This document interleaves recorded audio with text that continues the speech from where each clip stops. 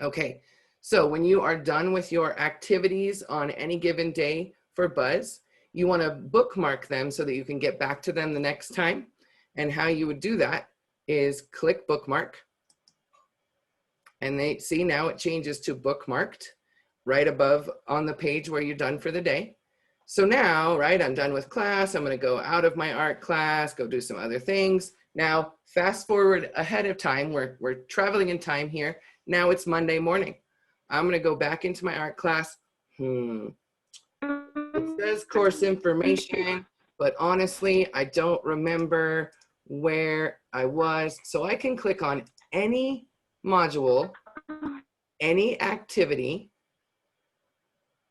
and look here, go to bookmark. I click on there and I'm right back on the page where I left off. So that's a really easy way to get right back into the spot where you left off. So please make sure you're using the bookmark tool, because how else are you going to keep track of where you are within that many pages, okay?